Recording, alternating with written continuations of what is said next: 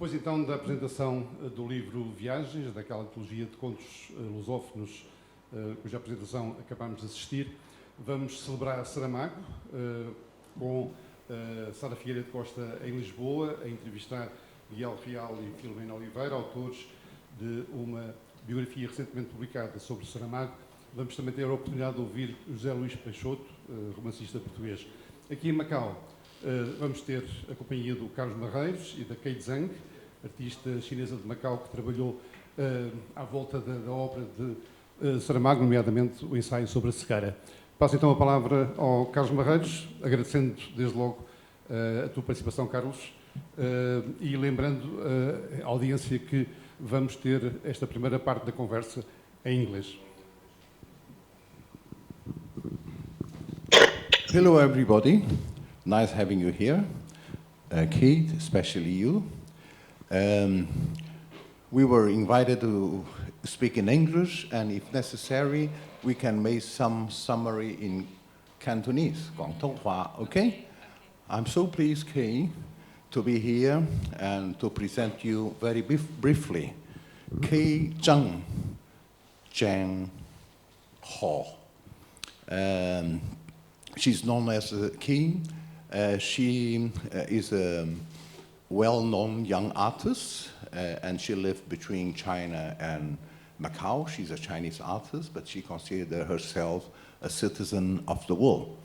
And she's major with a PhD in visual arts in the Academy of Fine Arts of Beijing, the capital of China. So she's today here to share her insights regarding a work she did upon a novel by José Saramago, Blindness.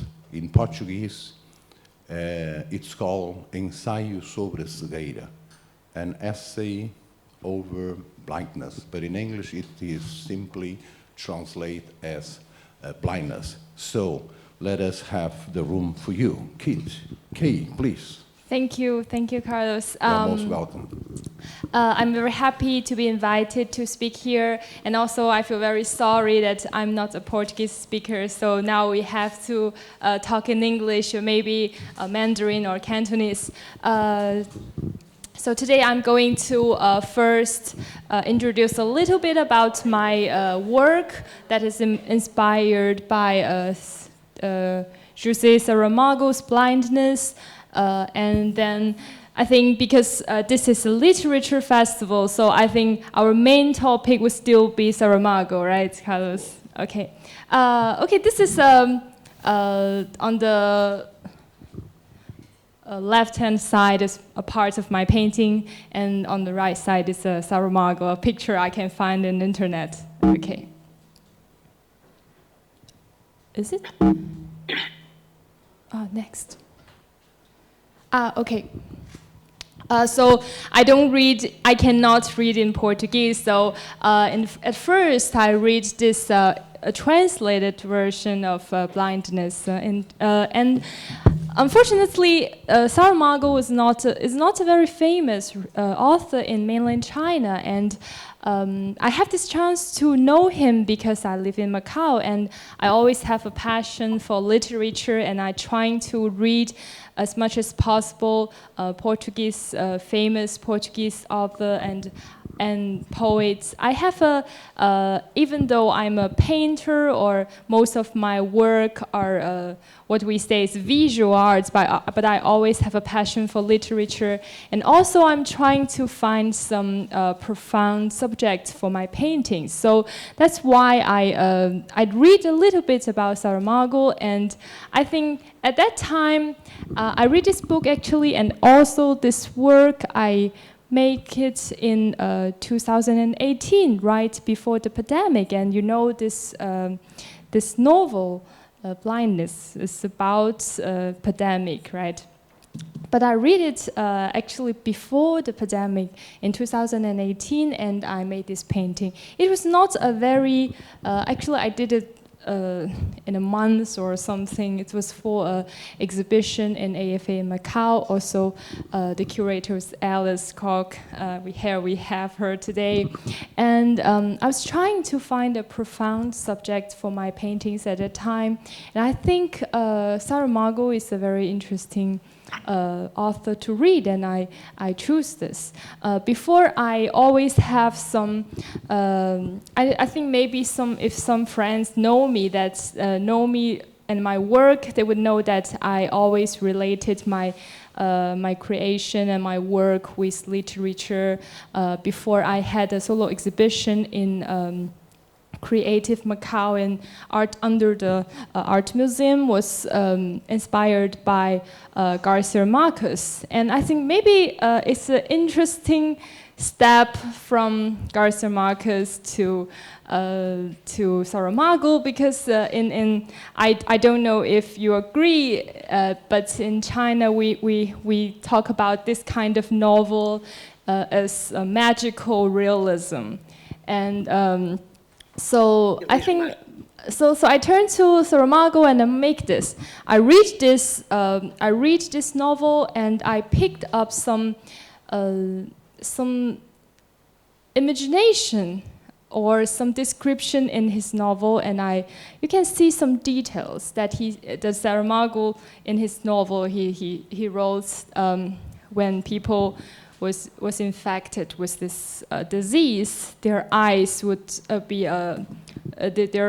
they cannot see things, but it's not a darkness, but something white, and the people's eyeballs would turn to very white porcelain-like eyeballs. So I try to express what he says in his book, and in the middle, it was anatomy.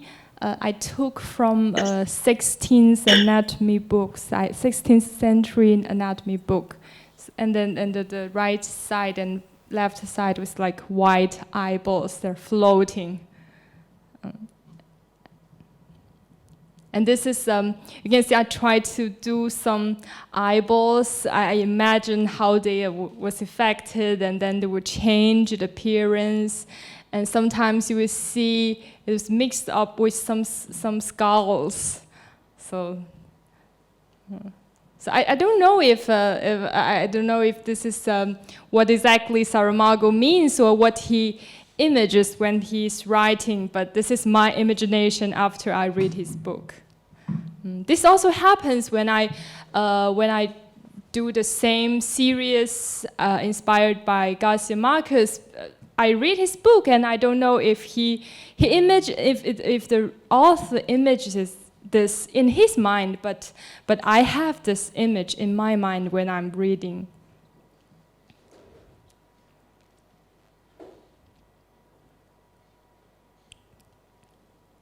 And I know that Saramago's idea of this book was he wants to say that it's a kind of, he's imagined the loss of reason in human society. So I think I also used some 16th century anatomy images in this book, because at that time, the reason was very emphasized at that time. Then we had this enlightenment, right? So, but this reason, when it goes to an extreme end, then it will lead to some horrible result. And at that time, it was not, I think it's a prophecy, some kind, this novel, but at that time, I don't know, there will be an actually pandemic coming in 2018. But I'm happy that today we talk about this work again, even though for me it's like some years ago, it's an old work for me. It's not so perfect, but it's funny, but it's interesting, and I like to, from this is a start point to talk about Saramago. And unfortunately, I'm not a Portuguese speaker, so I can only read a few. And I think in mainland China or maybe in Macau, they translate just a few books of Saramago. So maybe I will hand in the what do you say to Carlos to talk about Saramago. But I would like to ask you a few questions, or at least raise some ideas to share okay. with our friends here today. Saramago essay, as you know, about blindness is an essay. Therefore, he relates with contemporary life and the world upon people relation, compassion, miserably. He's a writer with very sharp intelligence. I met him only once in Macau in the late 90s when President Georges Sampaio was in Macau with Intourage. And there were two guys that I admire especially and came with President Georges Sampaio, was José Saramago and his wife Pilar, and also Eduardo Lourenço. And they have meeting, dinner at the Inner Harbor restaurant, Restaurante Porto Interior. And I met a guy very calm, very clever, with profound charm, because people used to say, he's too cool, he's too distant. No. He doesn't like to lose time with banalities. That is his option. Okay, coming back to the painting. I think maybe you can go back to your painting, which is a big drawing with some aquatint, watercolor. And I remember to appreciate this art in I think, anniversary, right? Yes. Art Garden. And you show a lot of eyes, of course, also skulls, also dissected body. I know that actually you love to study the engraving, the drawings of the 16th century, pre and post Renaissance artists. I feel you enjoy very much Albert Dürer as well. And elaborate a little bit about these images, because I can see that Kay wants also to give the message of the miserable condition of mankind, which as I'm not a critic of literature, but is the idea I got when I read Ensaio sobre Cegueira. So, of course, the main expert is the eye, because it is obvious. But José Saramago, in his book, in this blindness, it's amazing. He's suggested but assumed contradiction in building characters without name. So a little bit like Borges, he invented a city with characters. Nobody has name. And the first guy to get the disease of this fictional white blindness, cegueira branca, in the words in Portuguese by José Saramago, it's a taxi driver. He was driving in a transit situation, so similar actually to everyday life in any big city. And with the strong, bright light, he got the disease. And it started the confusion, people shouting and so on, then the teacher, the priest, and so on. And at the end, everybody finished in asylum for madness, in very miserable condition. I think your big drawing, show this. You have the fetish between comma of the engraving of the 16th century and further closer to us. But and you research about that beautifully. I'm your fan. Thank you, okay? thank you. But you show this misery, in my point of view. I don't know if I'm wrong correct. Please elaborate a little bit more Okay. regarding this. So actually, so at that time I was fascinated with this technique that this Renaissance artists they used called grisal, meaning that you are doing some drawings on a very dark or greenish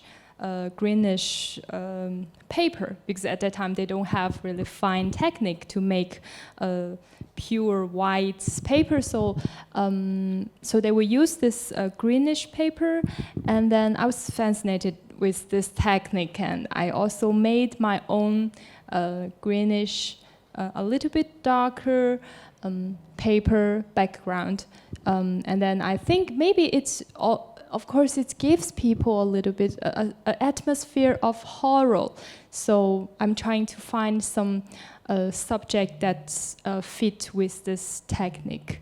So it's also I start with the painting technique first, and also then I'm trying to find a profound subject for it. So that's why I accidentally encountered Saramago's blindness. And of course, having the human body as the central theme of your classical composition means something. Okay. Man, not the anatomy itself. That is only a pretext to fly higher. Yes. It's the man condition, the human condition, I think. Yes, it also because I have I think Saramago he wants to express this loss of human reason. So in the middle, you can see in the middle of this painting that I make a man that is ripped off his skin, and he looks like he's getting crazy, or he's scream or something. I think what we always phrase is that humans reason, but at that moment there is this in the end of the novel there is this silence of madness. This, I think it's like a movie that suddenly it goes mute, but this mute is not absolutely silent or peace. I think it's a stream of all the screams, and suddenly because the scream is so horrible, and suddenly it's like beat, and then it goes to this mute, this silence of madness. So I depicted this man that is ripped off human skin, and he wants to scream. That's true. Blindness in his essay also moved to the worst condition of misery of mankind: silence, confusion, hunger, disease, epidemic. And of course, when he was writing, he didn't broadcast the coming of COVID-19. But anyway, suits so well this present time. Our time is still, we have a few minutes, so I like you are studying a lot Marxist, and I know you have some ideas about communism and in the Great Bay Area. You want to share some of your... Okay, so this is not a sudden question, because Carlos and I talked before this talk, and we had a 2 hours call preparation. And José Saramago was assumed communist, Yes. and the critics used the word libertarian communism, because he doesn't believe in regime. He criticized the European Union, government of Portugal, the International Fund, and so on and so on. He criticized Vatican, not the believers, by his own words. So he believes in communism based in relation between people, compassion, and very strong issues regarding human ethical relation. Okay. So I grew up in a communist family. My grandparents, they're all Communist Party member, but I'm not myself. So this is so I always have this idea of reading Karl Marx, and my husband, he's a German-speaking guy. So one day we have this idea that we read Karl Marx's Das Kapital in German, but not in Chinese, because normally we read it in Chinese. So this is also an idea. So and then one day I saw that Saramago himself is also a Communist Party member. So this really makes me interested. I really want to know why he has passion and he has in what situation makes him turn to this belief. And Portugal is a Catholic. Mainly 90% I have learned are Catholic believers. So, but to be a communist, to believe in communist meaning you're an atheist, right? You don't believe in atheist, right? So I think this has the same situation with me. I was brought up to be an atheist because you cannot have any religion. So so this is also why I turned to Saramago, and I think it's a very interesting thing to know better, to read Karl Marx in his own language, because we never. I think he's a great philosopher. I myself also speak German a little bit. I can read a little bit, so I think he's a great philosopher. He has a great influence. Even in art today, if we talk about the theory, the critic theory, I think they're all start from Karl Marx's ideas, his Das Kapital, and. Very good. You can still share more of your ideas because the organization already make their signal, but Okay. I am I'm just very watching on the disciplined regarding timing. Okay, so okay. we only have 40 seconds more than the... Okay, so let's do it's a... great. Okay. So from now on, I have the pleasure to introduce Sara Figueiredo Costa. Está-me a ouvir? Alô, Sara?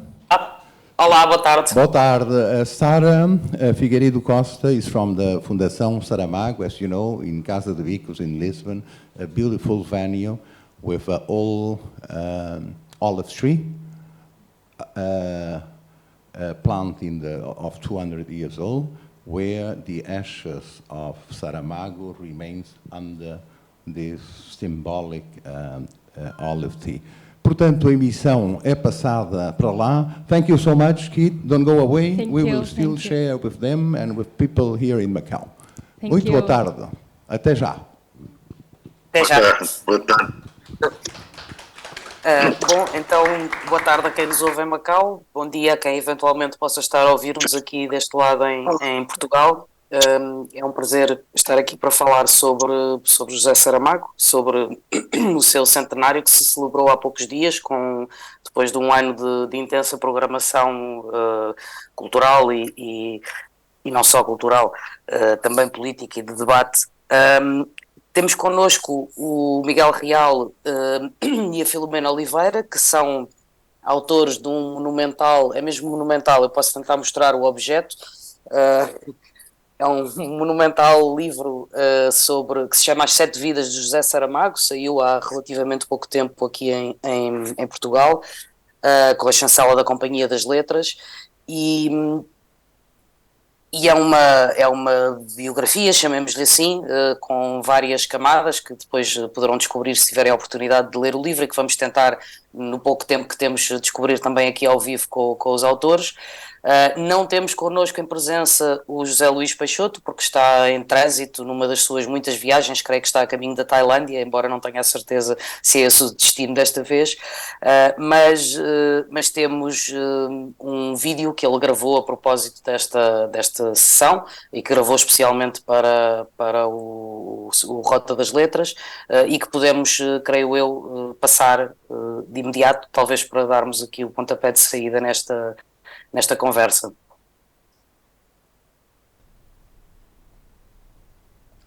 Olá, caros amigos e amigas de Macau. Sou o José Luís Peixoto e venho aqui hoje falar-vos do meu romance Autobiografia. o título é irónico, não é verdadeiramente uma autobiografia, é um romance, como já disse, e é um livro que foi publicado originalmente no ano de 2019, aqui em Portugal. Na época, na verdade, até saiu ao mesmo tempo em Portugal e no Brasil, mas que neste ano de 2022 acabou por ganhar aqui uma nova atualidade e acabou por chegar a vários leitores, e eu acabei por ter a oportunidade de voltar a falar dele em múltiplas ocasiões, uma vez que este romance tem a particularidade de ter como protagonista nada mais nada menos do que o escritor José Saramago. E neste ano de 2022 José Saramago teria feito 100 anos. Essa data foi em concreto dia 16 de novembro, e nessa medida acabou por vir a propósito em múltiplas ocasiões este livro, e para mim foi um prazer também voltar a ele, porque é um romance que para mim me diz muito, porque trata de temas que são para mim centrais dentro daquilo que tem sido a minha escrita. No caso, José Saramago é nomeado logo na primeira frase. A primeira frase do romance é: Saramago escreveu a última frase do romance. Essa, curiosamente, é a primeira frase deste romance autobiografia, portanto, José Saramago fica logo introduzido desde as primeiras palavras, e a partir de certa altura José Saramago é um pretexto para tratar aqui de temas que muitas vezes têm que ver com a própria escrita, têm que ver com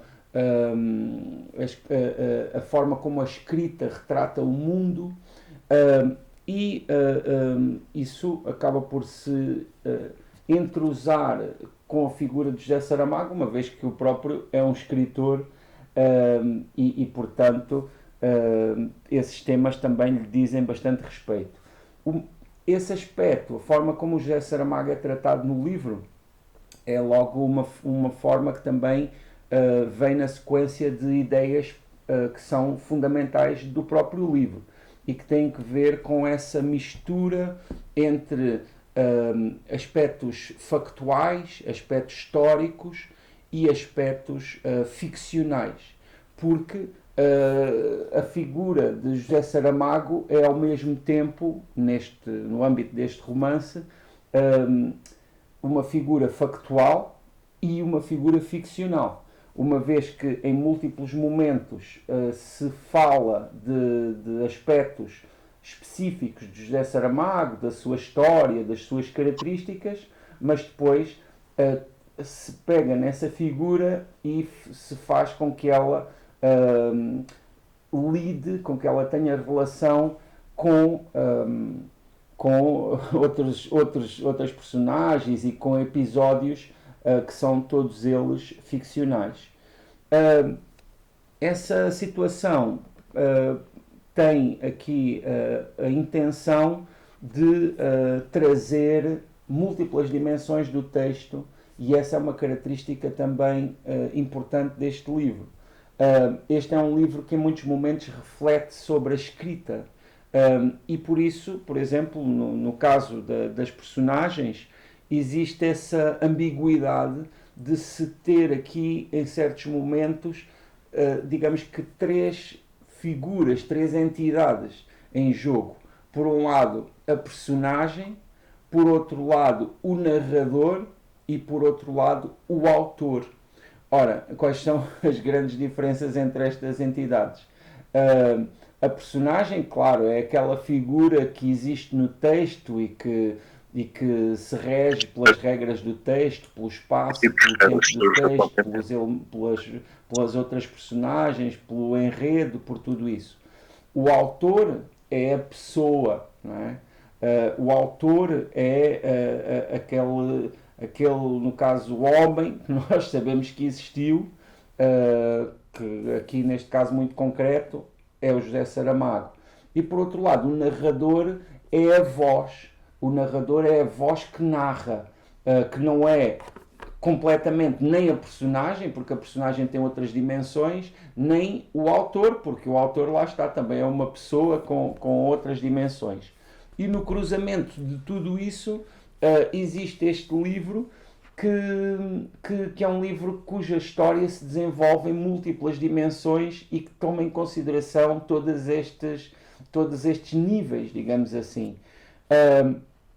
Depois, a forma como a história é escrita também acaba por ter aqui em jogo outros, digamos que certas fontes que também são de múltiplas dimensões, como é o caso da história, esse lado mais factual. Muitas vezes aqui, por exemplo, estão presentes momentos que nós sabemos que são da história de Portugal, não é? Como o 25 de Abril ou momentos anteriores a isso, quase sempre focados na perspectiva e na experiência de José Saramago, não é? Que, como já foi dito, faria 100 anos em 2022 e por isso nasceu em 1922, e por isso este livro também acaba por dar aqui a oportunidade de se falar desse período, desde 1922 até 1997 e 98, que é o presente da ação deste romance. Aqui os acontecimentos passam-se principalmente em 1997 e 1998, quando acontecem noutros períodos históricos, é porque existe aqui um momento de lembrança, e esse aspecto da lembrança também é um aspecto fundamental. A memória também é uma fonte a somar ao aspecto mais histórico e factual, até porque um dos aspectos fundamentais para mim e que ligados com a escrita deste livro tem a ver com essa circunstância de ter sido atribuído o prémio José Saramago no ano de 2001 ao meu romance Nenhum Olhar, e nesse dia, que foi no dia 8 de outubro de 2001, ter conhecido José Saramago e ter tido ainda a oportunidade de privar com ele e de ter as mais diversas experiências e momentos com ele até 2010, que foi o momento da sua morte. E portanto, para mim, escrever este livro também significou um recurso a essa fonte da memória. Mas por outro lado ainda, para completar aqui esse triângulo de fontes, há também um outro fundamental que acaba por ser quase como que o cimento de tudo isto, e que é, claro, a ficção. A ficção, que é, um elemento fundamental no romance, nesse género romanesco, que mesmo quando tem ligações a elementos efetivos da realidade, a ficção é sempre fundamental. E tudo isso acaba por também, de certa forma, se ligar neste título autobiografia, que é um título que pretende dar uma certa ambiguidade, porque efetivamente, como dizia, não se trata de uma autobiografia, mas chama-se autobiografia. Por isso, essa palavra, esse conceito, acaba por ser também um eixo para pensar tudo aquilo que aqui está dentro. E aquilo que aqui está dentro, devo dizer que, apesar desta introdução assim tão conceptual e de certa forma ligada a elementos de teoria da literatura, aquilo que aqui está dentro é um romance, e como romance tem uma dimensão também um pouco mais ligeira, se quisermos, do que esta, porque se trata de uma história com personagens. Essa história acontece principalmente em Lisboa, em certos pontos de Lisboa que eu escolhi por serem lugares não muito óbvios. Uma parte importante do romance passa-se, por exemplo, no bairro dos Olivais, passa-se também na área na Quinta do Mocho, por exemplo, em Sacavém. Passa-se em lugares que são muito concretos, mas que não são lugares muito, muito óbvios. E nesse aspecto, claro, existem múltiplas personagens que estão em, em relação umas com as outras e que, no fundo, constituem todo o caminho narrativo deste livro. Este livro acaba por ter, assim, também uma série de subtemas que também depois contribuem para todo este aspecto daquilo que eu tentei que fosse uma riqueza do romance.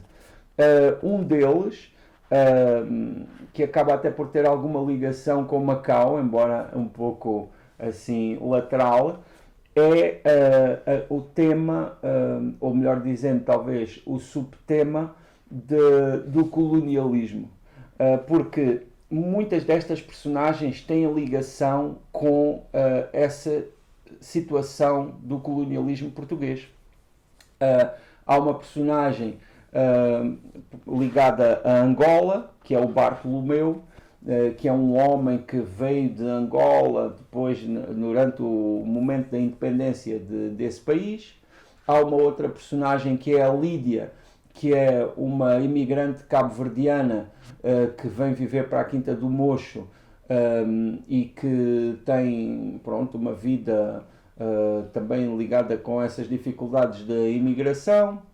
Há uma outra personagem que é o Fritz, que tem ligações a Goa e, como podem ter percebido, estas personagens, Bartolomeu, Lídia, Fritz, são personagens, ou são nomes de personagens, melhor dizendo, que chegam de livros de José Saramago. Bartolomeu do Memorial do Convento, Lídia do Ano da Morte de Ricardo Reis, Fritz da Viagem do Elefante. E as ligações entre essas personagens e esses livros são um novo nível de possibilidade para quem tiver vontade de entrar nesses mundos interpretativos, mas também podem ser simplesmente as personagens que se apresentam neste livro, ou seja, não é forçoso que se tenha lido os livros de Saramago para entender aquilo que são estas personagens aqui, até porque estas personagens, elas são uma variação dessas outras, não são um reflexo direto dessas personagens de Saramago, mas são um aspecto de intertextualidade importante, porque, claro, todo este livro é feito de intertextualidade, logo tendo José Saramago, acaba por existir aqui um momento de intertextualidade. Mas falava que Macau acaba por ter uma ligação aqui um pouco lateral, na medida em que há uma outra personagem, que é uma personagem também importantíssima, na verdade, talvez José Saramago e essa outra personagem dividem o protagonismo do livro, e essa personagem é um escritor que tem cerca de 30 anos, portanto, que é muito mais jovem do que José Saramago no livro, e que escreveu um só romance e que vive uma vida bastante caótica, cheia de dificuldades e cheia de dúvidas, e cheia também de alguns desregramentos, e de certa forma o livro acaba por ser o contraste e a relação entre esses dois escritores. Esse escritor jovem, cheio de problemas, digamos assim, e José Saramago, que está num momento da sua vida em que já tem todas as certezas e em que tem uma visão muitíssimo diferente sobre a vida e sobre a escrita. E esse tal personagem, curiosamente também se chama José, esse personagem, ele, um dos problemas que tem é uma adição ao jogo. E então ele joga num lugar específico onde há jogo ilegal. E, curiosamente, esse lugar fica em Lisboa, no bairro que normalmente se chama o bairro das Colónias, na rua de Macau. É claro que esse não foi um detalhe ao acaso, não é? Essa ligação com Macau, apesar de ser assim só um pequeno piscar de olho, foi pensada, e fico muito contente de aqui e agora ter a oportunidade de estar a comunicar convosco aí e de vos estar a dar conta de que Macau também tem esta pequena ligação. Até porque, agora aqui num parênteses, deixem-me dizer-vos que Macau é um lugar que me toca muitíssimo, que já visitei várias vezes e que espero muito ter a oportunidade de voltar em breve, e é um tema que eu quero um dia, quando for possível para mim, não só em termos de tempo, mas também em termos de eu sentir que chegou o momento e que chegou a oportunidade e que chegou o ponto em que eu consigo fazer esse trabalho, é um tema que eu um dia quero trabalhar diretamente, porque considero Macau um espaço muito instigante, muito motivador e muito questionador, como vocês sabem melhor do que eu, devido à quantidade de realidades que tem, devido à quantidade lá está, de dimensões que mistura, um pouco como acontece também aqui neste livro, não é? Em relação ainda a este livro, e falando desses aspectos mais conceptuais, também posso acrescentar que este livro tem uma ligação muito direta com alguns livros de José Saramago. Posso referir, por exemplo, O Homem Duplicado, que é um livro onde justamente existe essa ideia do duplo, e aqui também existe, até porque, como já vos disse, existe essa personagem jovem que se chama José, o próprio Saramago também se chama José, e o próprio autor do livro também se chama José, e esse aspecto também tem muita relevância, porque chamando-se o livro autobiografia, é claro que também em alguns pontos sugere essa ligação entre mim próprio e as personagens, no caso entre a personagem mais jovem, provavelmente. Mas esse é um tema que eu vou sempre deixar para que se especule, porque não seria interessante da minha parte vir aqui dizer sim, este elemento é autobiográfico, aquele não é. Isso faz parte da própria proposta do livro. Outro romance de José Saramago, também com muita ligação a esta autobiografia, é o já referido Ano da Morte de Ricardo Reis, porque, como sabem, nesse romance José Saramago escreveu a partir de Ricardo Reis, o heterónimo de Fernando Pessoa, e esse livro também inclui o próprio Fernando Pessoa, e existe aí uma revisitação da obra de Fernando Pessoa, de toda aquela figura e todas as questões que Fernando Pessoa trouxe, também passada em Lisboa, também é uma ligação, embora numa Lisboa bastante diferente desta, de certa forma este livro também acaba por fazer um pouco aquilo que Saramago fez com o heterónimo de Fernando Pessoa e com o próprio Fernando Pessoa, mas neste caso com José Saramago. Existe aí também alguma ligação. Por outro lado, poderia referir outros livros, como o Manual de Pintura e Caligrafia, que é um livro que tem muita ligação aos questionamentos da escrita e da arte, e isso também existe aqui. Poderia referir a História do Cerco de Lisboa, que é um livro onde se questiona as relações entre a história e a literatura, entre a interpretação do passado e a construção de narrativas, e isso também acaba por existir aqui de certa forma. Mas refiro talvez Todos os Nomes, o romance Todos os Nomes, que José Saramago está a terminar de escrever justamente no início deste romance. Como eu vos disse há pouco, o início do romance Autobiografia diz: Saramago escreveu a última frase do romance. Preso, o seu olhar entrou em cada uma daquelas palavras. Mestre de obras, avaliou-as por dentro como se fossem casas. Pode viver-se aqui? Perguntou no silêncio do seu interior dele e das casas, recebendo apenas a resposta do eco, otimista evidência de um lugar criado, espaço viável, habitat. Depois, na via que aquela frase alinhava, passeou diante das palavras. rua de fachadas dignas e sólidas. Mediu o espaço entre cada uma, comparou as nuances da cor que apresentavam, reflexos de um sol que brilhava desde o centro do romance. Continua, mas este romance que ele está a terminar de escrever e que depois tem aqui mais alguma descrição, foi o romance que José Saramago, conforme aqui está escrito, terminou de escrever no dia 2 de julho de 1997. E esse romance, todos os nomes, tem a curiosidade de ter como protagonista o Sr. José.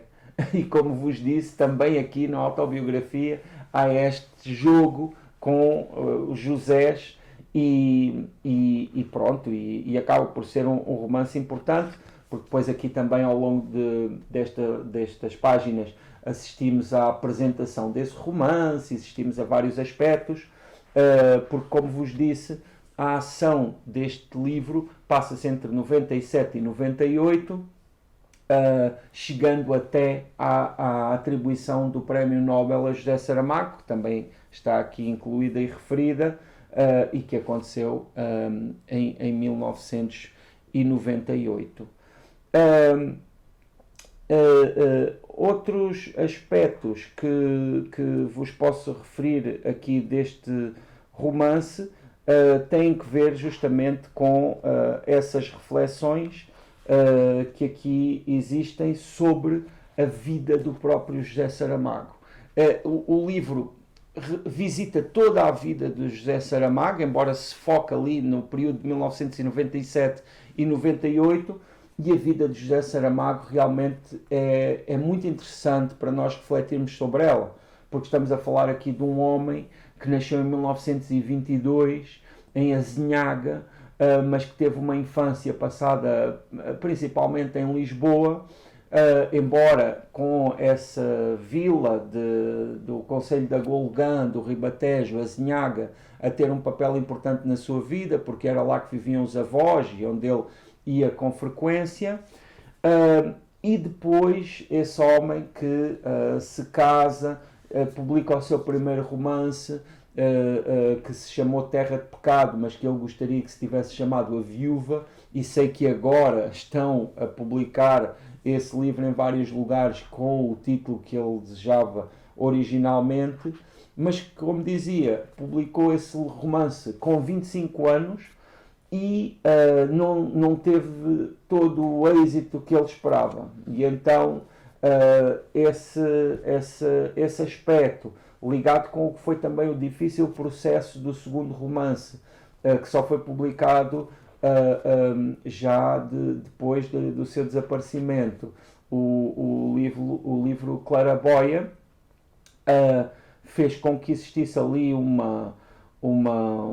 se pode-se dizer, um certo trauma, uma rejeição da escrita, que, embora tivesse existido muitos momentos na sua vida ligados à escrita e ligados aos livros, porque Saramago foi tradutor, trabalhou numa editora, escreveu poesia, escreveu crónicas, correspondeu-se com muitos escritores importantes do seu tempo, mas foi só nos anos 70, já depois mesmo do 25 de Abril, que Saramago começou a escrever aqueles que foram os seus livros mais importantes, aqueles que todos conhecemos como sendo os livros marcantes da sua obra, e em pouco mais de 20 anos tornou-se um escritor incontornável, com uma dimensão internacional enorme, e ganhou o Prémio Nobel em 1998, e mesmo aí, em 1998, a poucos anos de cumprir 80 anos, ainda demonstrou uma vitalidade incrível, que, como sabem, tinha esse lado da literatura muito forte, mas também tinha um lado de intervenção política e social que marcou muitíssimo essa figura e que tem como aspectos marcantes, por exemplo, as questões ligadas aos debates com a Igreja Católica, nomeadamente quando foi a publicação do Evangelho segundo Jesus Cristo, ou outros temas como o iberismo, a ligação entre Portugal e Espanha, não é? Temas também ligados à sua militância comunista, tudo isso, que construíram essa figura que este livro também evoca e que pretende, de certa forma, dar-nos aqui uma possibilidade de refletirmos sobre essa figura. Espero que, se tiverem a oportunidade de ler o livro, que ele vos acrescente algumas imagens em relação a Saramago, que é uma figura em relação à qual, de alguma forma, todos temos uma ideia, mas que é uma ideia que podemos sempre questionar e que podemos sempre ver a partir de outras perspectivas, e este livro também tem um pouco essa ambição.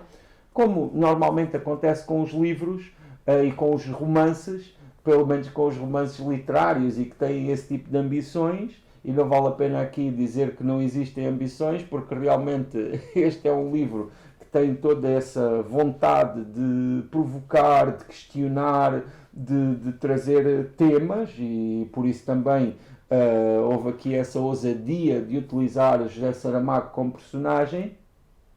Mas, como dizia, existe essa dimensão mais concreta, esses temas diretos, e depois existem os outros temas que são um pouco mais genéricos, um pouco mais, têm assim uma dimensão que aspira a ser universal e que aqui também estão presentes.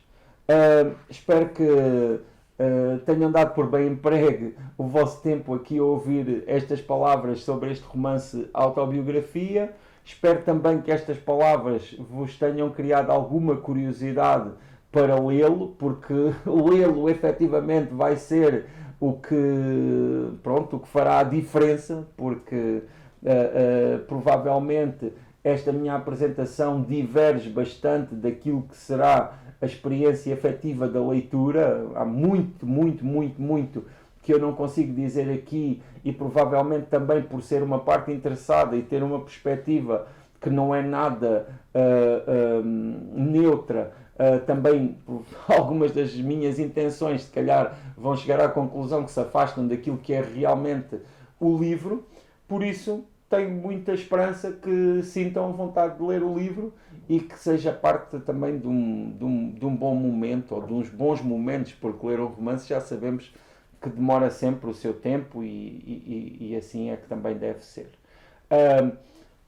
Despeço-me enviando os meus cumprimentos, desejando muitíssimo que estejam bem e que estejam a ultrapassar estes momentos com ânimo e também com esperança, porque realmente é necessário olhar para o futuro com essa expectativa, e espero que nos possamos encontrar muito em breve. Se não puder ser em Macau, que seria o meu desejo, que seja aqui em Portugal ou noutro lugar, porque somos contemporâneos, estamos vivos, e isso é uma grande coisa. E esse também acaba por ser um tema deste livro, muito a propósito. Por isso, envio os meus cumprimentos e obrigado por estarem aqui a ouvir estas palavras sobre livros. Obrigado por lerem e envio um grande abraço. Bom, obrigado ao José Luís Peixoto.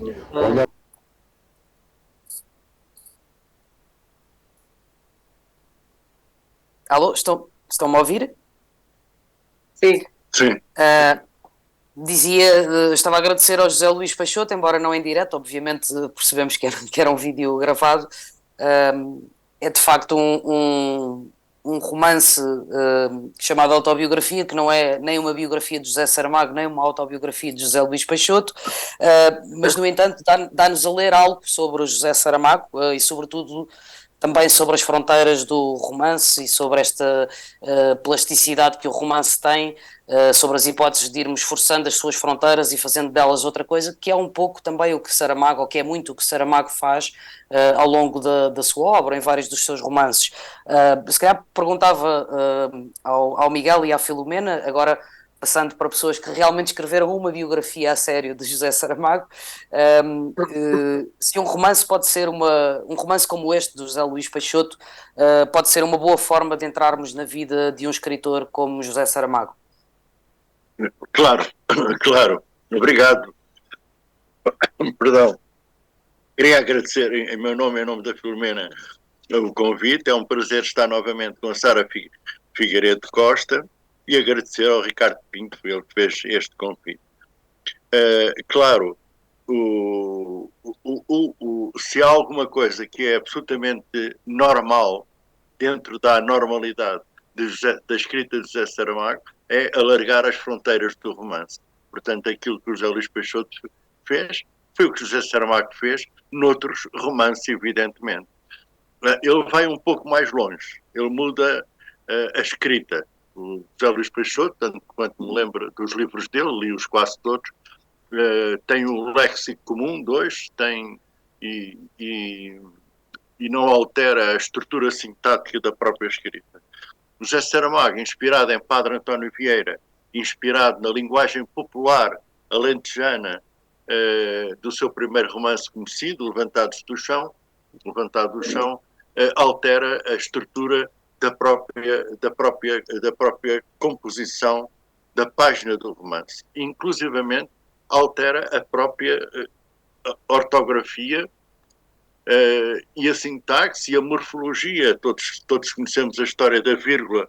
O Saramago substitui o ponto final pela vírgula, e ele explica que a vírgula para ele, que a pontuação para ele não é uma questão de gramática, é uma questão musical. A vírgula é uma separação, é uma paragem.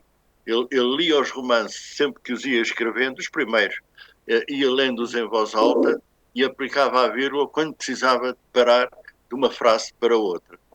Pronto, por isso o José Luís Peixoto segue, aliás, Sara, como a maior parte dos novos escritores, seguem a lição de José Saramago e de Lobo Antunes também, diga-se de passagem, numa outra vertente, não é? Agora não vamos falar de Lobo Antunes, mas são os dois.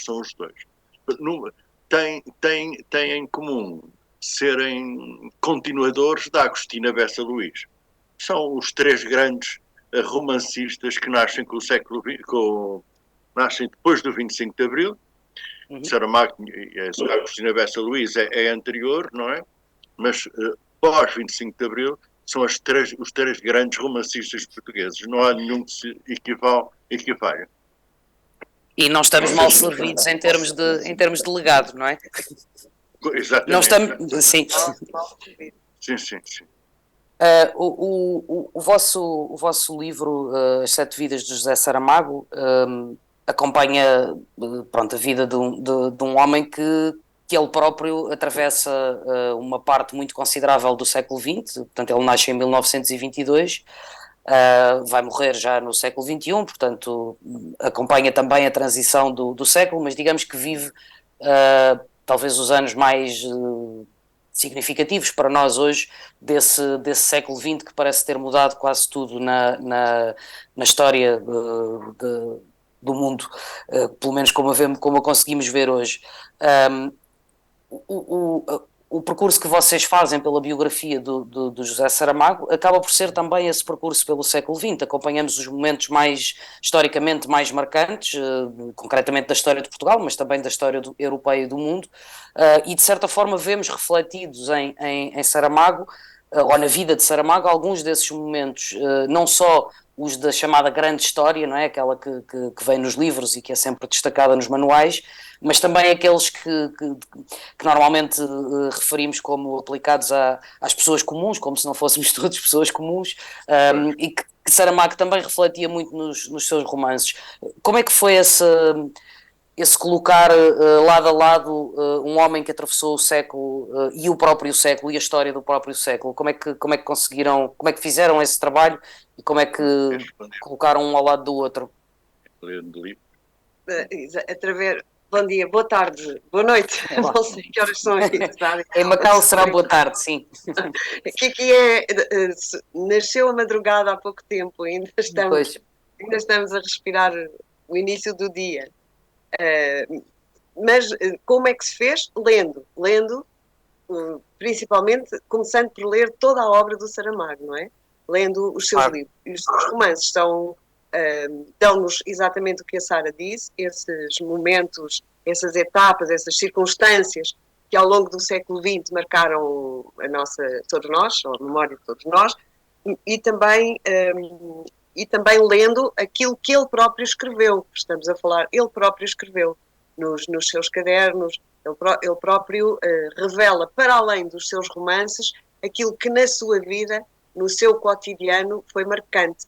E há esta relação profunda entre a vida e a obra, e os romances, não é? Ou seja, conhecemos o Saramago através, em cada romance, ele também se revela. Portanto, ele revela-se com essa, como a Sara disse muito bem, ele revela-se a si e revela o seu tempo ou as grandes questões daquele momento. As questões políticas, as questões da pobreza, as questões das injustiças sociais, de cada um, dele próprio, que ele viveu na sua pele, na sua vida, e que transporta de uma forma literária, estética, encantatória até, nas suas personagens. As suas grandes personagens são pessoas comuns, que são pessoas extraordinárias.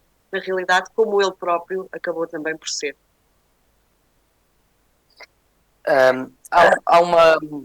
Há uma passagem no vosso trabalho em que às tantas se fala de uma questão à qual Saramago tem ideia que voltou algumas vezes durante a vida, ou fez algumas vezes esses comentários em entrevistas e em participações em debates, etc., que é a ideia de que, portanto, Saramago sempre disse que escrevia romances porque não sabia escrever ensaios, ou seja, na verdade...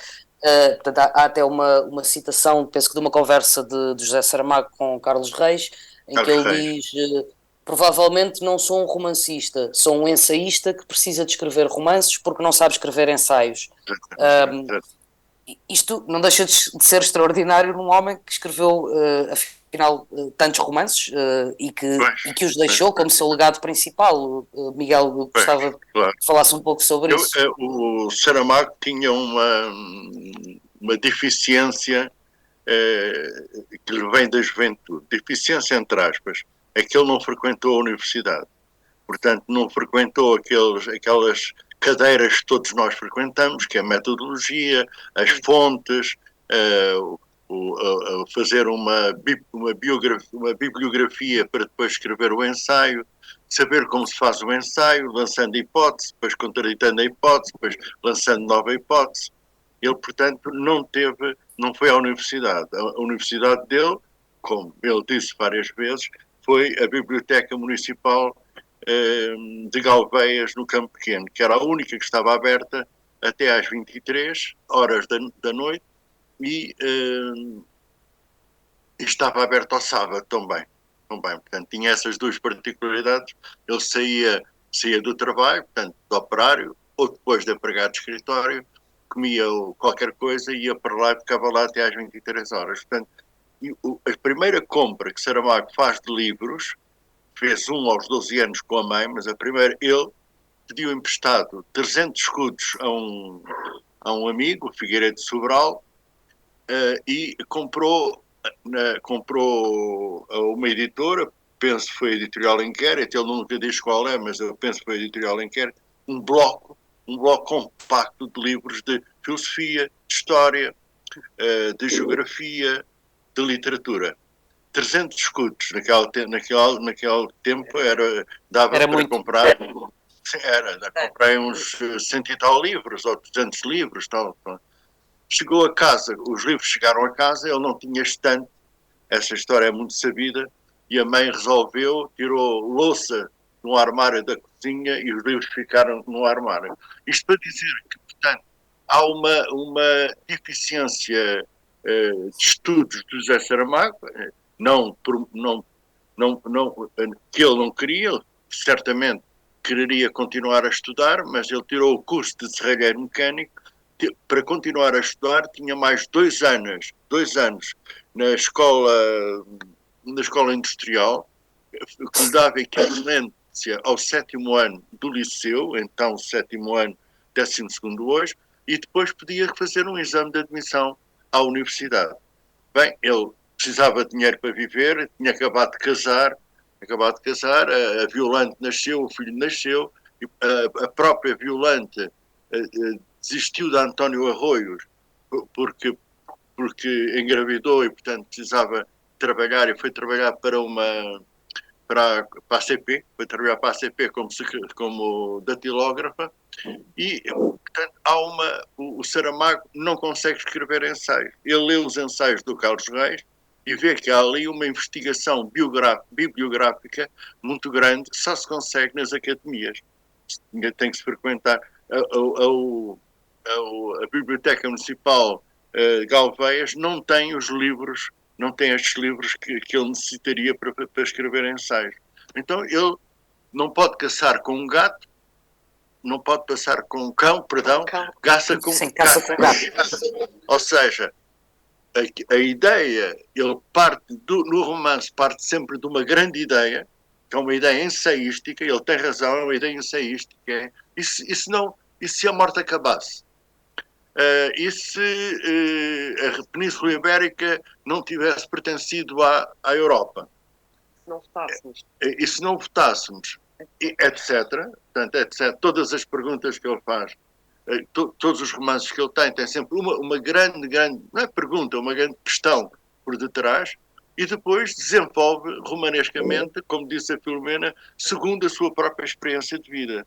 Segundo a sua própria experiência de vida, que é uma experiência muito grande, foi uma experiência de jornais, uma experiência de tradutor, uma experiência de editor durante 12 anos, que editou grandes livros na editorial Estúdios Cor, mas tudo isso não lhe chegava para escrever um ensaio sobre a morte. Teria que ler 100 e tal livros sobre a morte, que já foram escritos, não é?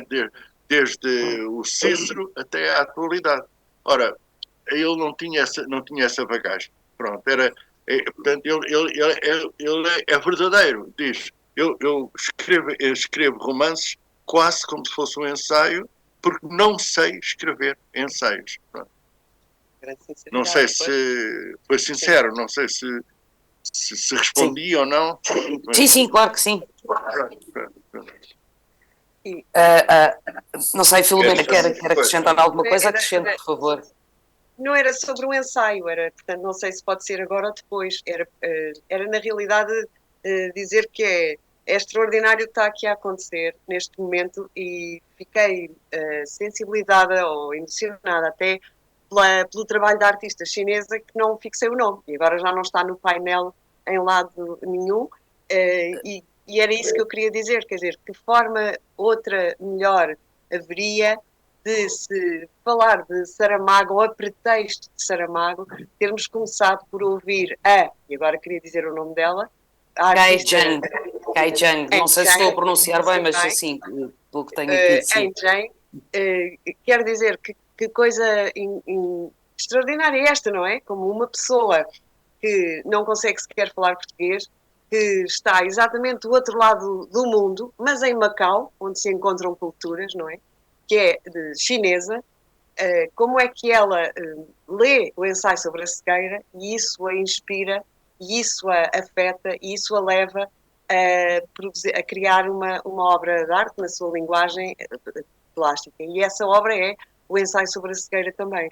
Portanto, ou seja, tomando aqui, Saramago não escreveu um ensaio, mas escreveu um romance que sobre uma questão fundamental, que é este caminhar nosso humano para o abismo através de uma cegueira. E, portanto, esta é uma questão que não é portuguesa, que não é europeia, que não é católica ou comunista ou de outra ideologia qualquer, mas é uma questão profundamente humana, da nossa camada mais profunda. E eu estava um pouco a pensar isso, para além de todas as circunstâncias temporais, e já o Saramago diz, porque o tempo é todo um, e por isso aqui falámos no Renascimento, ela falou no Renascimento, e portanto nessa imagem dos cegos de Bruegel, que como hoje no ensaio sobre a cegueira poderíamos ser nós a caminhar para um abismo que não sabemos qual é, mas que é horrível, como ela referiu. Portanto, o tempo é todo um neste nível e o espaço é absolutamente todo um, não é? Estamos a não sei quantos milhares de quilómetros de distância num espaço virtual juntos, e isto é uma coisa também absolutamente extraordinária, e por isso, na realidade, agora os grandes autores e a grande arte, neste caso Saramago, são eles que nos permitem, através das suas obras, ultrapassar todas as camadas circunstanciais e passageiras e atingir a nossa camada mais profunda, acima ou abaixo de tudo isto.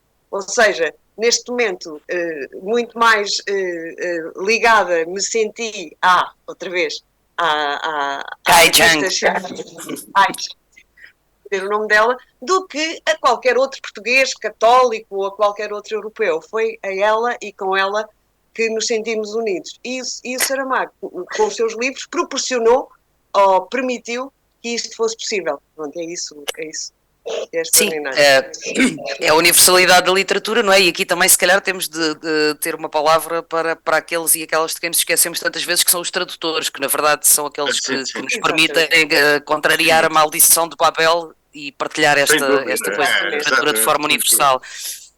Nós estamos mesmo no fim da nossa sessão, mas eu não sei se o Carlos Marreiros me ouve em Macau, imagino que sim. Não sei se quer abrir a hipótese de algumas pessoas. Ok, não sei se quer abrir a sala.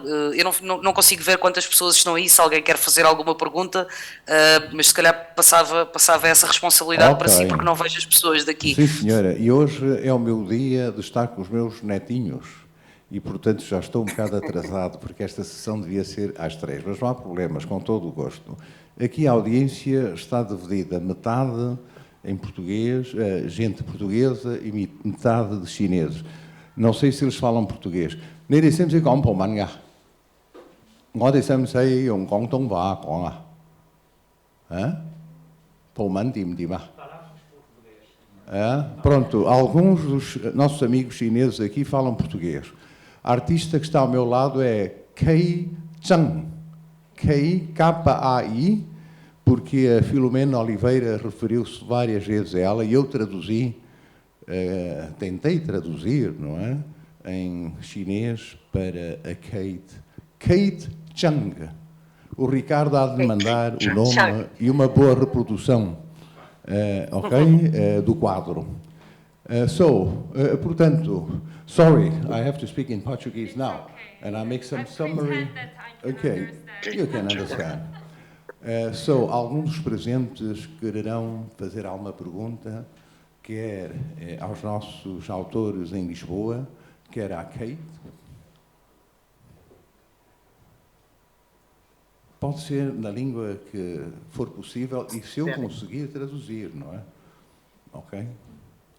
Eu冇邊個想問或者加幾句可以 in Portuguese, in English, in Chinese, in Cantonese. Não querem impor nenhuma questão? É do adiantado da hora, não é que seja muito tarde, mas ninguém lanchou.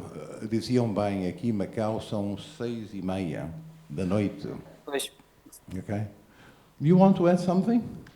Yes, do it, please, in English. To our friends in Lisbon. Okay. I'm pretending that I can understand Portuguese, but okay. But Carlos helped translate a little bit for me. So I think it's for me, Saramago is like his novel is a prophecy, right? Maybe something that he described in his novel, he didn't see it, but it's somehow maybe in mainland China some reality that people are experiencing, and I'm very happy to know this, as Carlos has described, that I want to be a citizen of the world. That it doesn't mean that I need to speak so many languages, but I want to understand or try to understand as much art in another culture as possible. And I think this is what art is so fantastic. Art is so good for all of us. It's not there's no language barrier in art. Okay, thank you. Thank you. So next time Kate goes to Lisbon, for sure, she will visit Fundação José Saramago, okay? Sara Figueiredo Costa will guide you around. Is it a promise? Fica prometido? Okay? Fica. So she promised to show you around. Okay? Very good. Yes, I will. She will. Mais alguma? Anybody here? To ask about Saramago? Saramago is a monster in literature.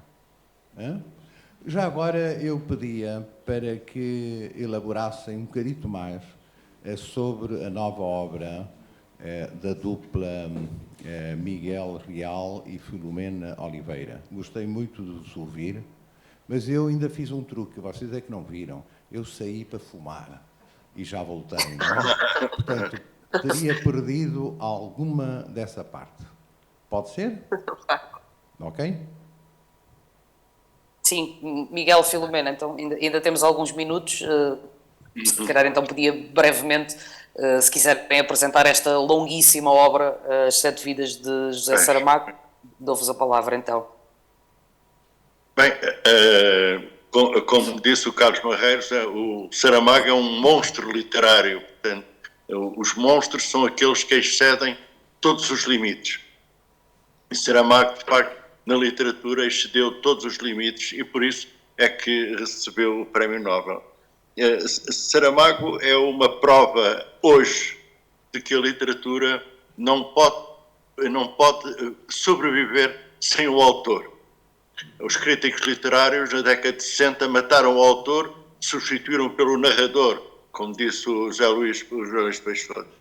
A obra de Saramago é um protesto contra a perda do autor na literatura, perda do homem, perda do cidadão na própria literatura, na transformação da literatura numa espécie de estrutura quase matemática, baseada numa terminologia de caráter metafísico, onde o narrador substituía o autor. Penso que estamos a voltar, e esta nova geração, sem dúvida que fala no narrador, mas põe sempre os seus problemas pessoais como autores, como cidadãos, como escritores, porque o escritor nasce do cidadão. Esta é a teoria de Saramago. O escritor nasce do cidadão. O autor nasce do escritor. E só depois é que vem o narrador. Portanto, eu penso que fazia um apelo para a leitura do Saramago, deve estar traduzido em chinês, não sei, ele foi 2 vezes a Pequim e, portanto, foi uma vez a Pequim, a Macau não sei se foi ou não, mas deve ter ido com certeza.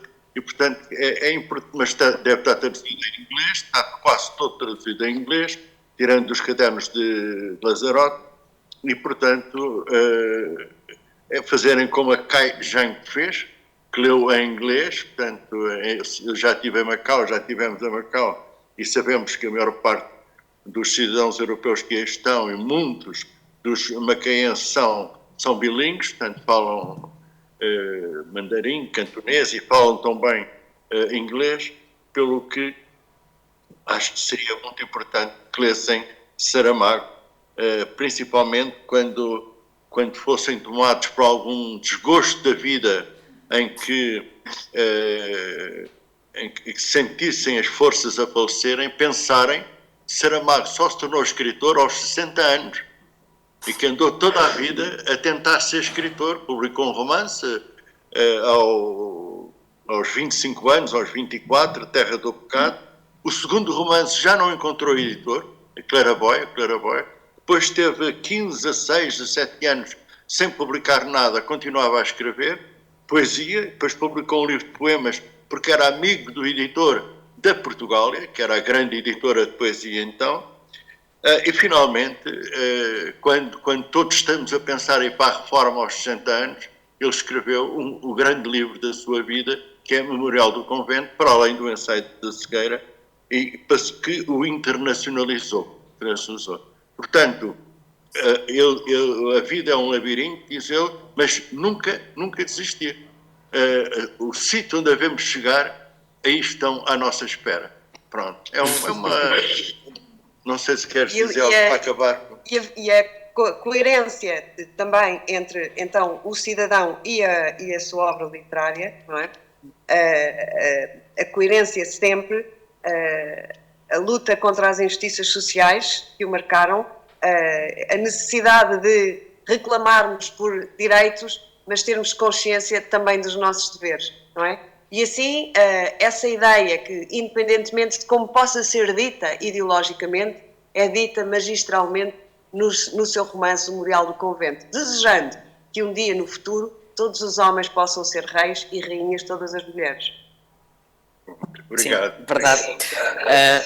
Obrigada, Miguel e Filomena, por esta breve conversa, pela vossa participação. Obrigado. Creio que, Obrigada.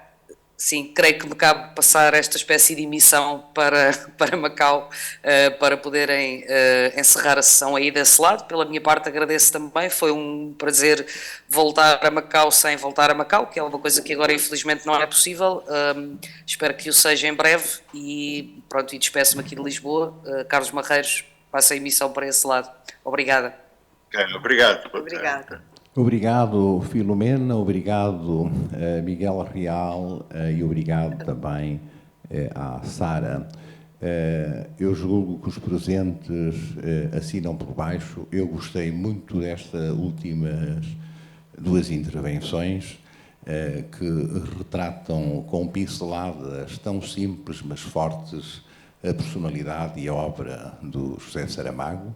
Só uma pequena informação. Saramago esteve pelo menos uma vez em Macau, em finais dos anos 90, foi quando o conheci. Foi a única vez que estive com o José Saramago e a Pilar. Foi, julgo que na última visita do Dr. Jorge Sampaio, enquanto Presidente da República, a Macau e depois China. E Saramago esteve mais uma vez em Pequim, portanto, teria sido estas duas vezes. Mas em Macau só uma vez. Quanto às traduções, há amigos em Macau que passaram por Lisboa e outros que nunca estiveram em Lisboa. O mais conhecido, talvez, entre nós é o Yao Xingming, o único tradutor que o Eugênio de Andrade aceitava. Ele viveu vários anos em Lisboa, era attaché cultural na Embaixada. Ele está em Macau há muitos anos, onde é professor no Universidade de Macau e foi o diretor do Departamento de Estudos Portugueses. Ele é pequinense, ele próprio um poeta que se edita em português. É fantástico. É um chinês de Pequim que se edita poesias em português, que não é a língua mãe dele. Xu Weishao traduziu também vários dos nossos autores. Há outros tradutores, alguns provavelmente presentes aqui, que eu não sei. Os autores portugueses são, nos últimos 25 anos, 30 anos, muito traduzidos. Quanto a Saramago, não sei quantas obras dele são traduzidas na China, mas existem, quer traduções na China continental, quer também aqui em Macau. Portanto, espero que com esta vossa achega hoje, os chineses estão entre nós, se sentem mais sensibilizados para ler o Saramago. E tem muito a ver, dizem bem, quer dizer, a condição humana, a compaixão. O Saramago não acreditava em regimes, em sistemas propriamente dito, mas em sistemas construídos entre as relações das pessoas, entre as pessoas. Portanto, isto é um tema muito importante e que tem muito a ver com a tradição confucionista, behaviorista da China, independentemente dos seus regimes. Agora, autocraticamente, um elemento de direção pôs uma placa a dizer anda, para nós portugueses. Fim. Muito boa tarde, até uma próxima oportunidade e muito obrigado. Obrigado.